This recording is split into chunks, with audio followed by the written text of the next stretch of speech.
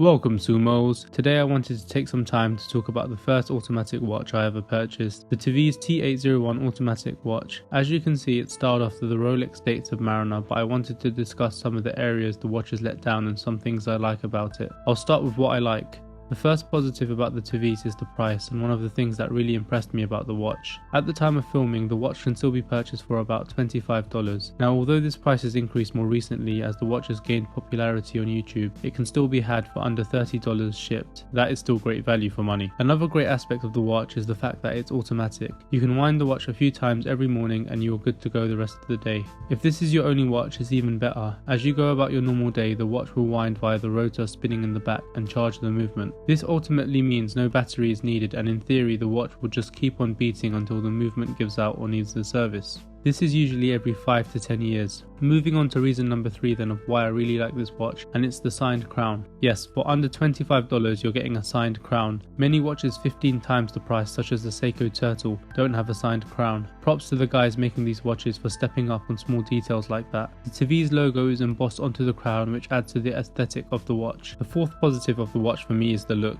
It's styled after the Rolex dates of Mariner and looks great in many settings. You can wear this piece with a white t-shirt and jeans, but also with a dressier shirt and pair of chinos, for example, so incredibly dynamic in that it can be worn in several environments. I think the conservative looks of the watch and its tool-like appearance makes it a winner, making it a great choice for many people. Point number 5 for me is the weight of the watch. It's a considerably light watch judging it against other divers. According to online listings, it's constructed from stainless steel, and with the bracelet it only comes in at 134 grams. This is a super economic number for a diver. What I mean by this is that you could wear this watch all day on your wrist and it shouldn't get sore. Okay, so moving on to 5 things that I think let the watch down. I believe it's important to address these things so you as a buyer can be informed about what you're buying. I know when I was first getting into watches, I would scour the internet reading testimonials and reviews so I could make an informed decision on whether it was for me. I always like to see the watch on YouTube, as micro brands don't have boutiques or showrooms like Rolex or Omega, for example. The first negative and biggest issue I had with the Tevise are the crown guards. The crown is hindered by the crown guards, which make winding the watch not a fun experience. I found that they protrude a bit too much, which hinder free winding, and I find myself using the tips of my nails rather than my fingertips. This can be annoying if you just want to grab your watch first thing in the morning and go. The finesse needed to get the Tevise ticking may lead you to choosing another watch. Another negative is the bracelet.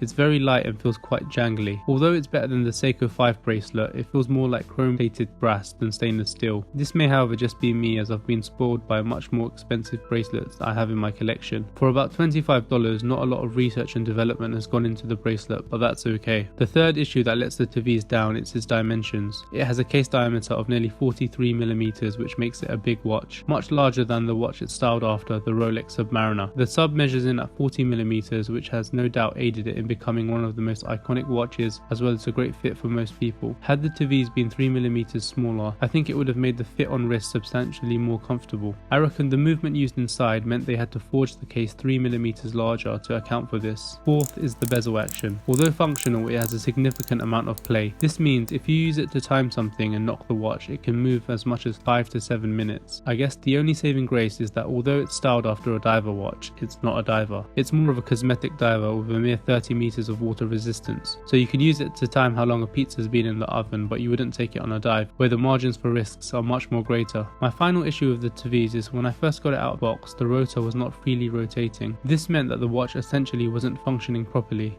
After putting the watch down for the night after wearing it all day, I would find it with no charge in the morning. This was extremely frustrating, as it meant I had to manually wind and set the watch each morning. I eventually opened up the back and slightly loosened the rotor screw to fix the issue. I can see, however, this being quite a daunting experience for someone who's just getting into watches. Overall, I think the pros far outweigh the negatives. This watch is great value, and the open back display on the back of the watch makes it a great affordable gift or first watch for most people. Please like, comment and subscribe if you found this video useful.